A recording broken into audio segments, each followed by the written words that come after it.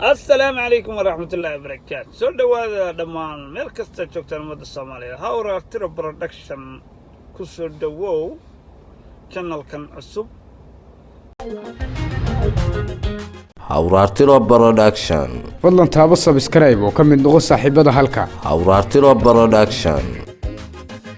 Hawra Tiro Production.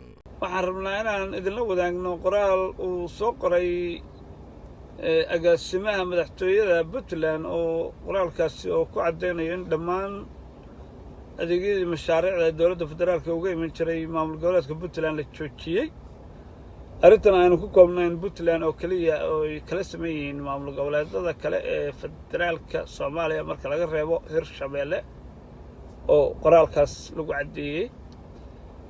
I think waxaan u maleynayaa kulleydii maamul goboleedyada inay dowladda federaalka ay ka joojisay barnaamijka horumarinta inay yihiin maamul goboleedyadii ka soo horjeeday dowladda federaalka sida Puntland iyo Jubbaland maadaama Hirshabelle aysan ka soo horjeedin dowladda federaalka oo ay u hoggaansan tahay way heshay mashaariicdii ay u qoondaysay dowladda federaalka galmudug wax laga yaabaa iyadana galmudug inay heshay mashaariicdaas maadaama ay dowladda federaalka ee maamulka galmudugna gacanta ku hayso oo ay hadda u sameynayso hoggaankii hoggaamin lahaa gudoomiyihii baarlamaanka la doortay maamulka kale oo iyaduna dowladda federaalka Soomaaliya ay ku sameysay isbedelka muuqda waxa ka mid ah koonfur galbeed oo iyadu kulli aan dowladda ka soo horjeedin waxaan maalayaa maamulkaasna inuu helay mashaariicda Puntland marka qoraalkeeda wuxuu cadeynayaa inay maamul goboleedyada dhan ahayn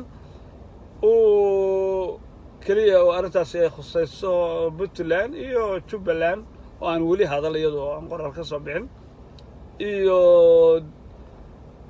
Somaliland oo iyadu sheegataba inay Soomaaliya ka madax bannaantahay laakiin mashaariicdan si dadban oo hesha oo dowladda federaalku ay gaarsiiso Somaliland waxa hadalaa kama soo bixin Jubbaland kama soo bixin laakiin qoraalkan social media dhaxaraya waxa uu ka yimi maamul goboleedka Puntland hooyadii Soomaaliyeed Puntland aad moodeen inay tahay afayeenka maamul goboleedyada inay tahay oo dooda dowladda federaalkana kulli aan isku wanaagsaneyn bariyaan oo xoogaa moodeen wax ka yara jiraan arrintaas waxa lagu cadeynaa in ra'iisul wasaare Xasan Cali Khayre oo qoraal sameeyay oo qoray oo wasaaradda maaliyadda u gudbiyay kulli waxa la tahay inay isku raacsiin madaxweynaha Cabdullaahi Maxamed Farmaajo oo nabadii nolol iyo maamul goboleedyada iska soo horjeeday wali xifaaltankii uu socdo marka barnaamijkaas anigu cod ahaan baan ku soo gudbiyay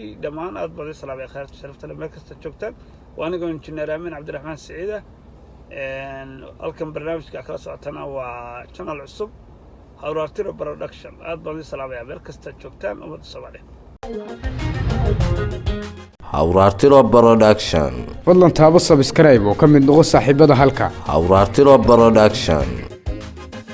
Hawra Tiro Production.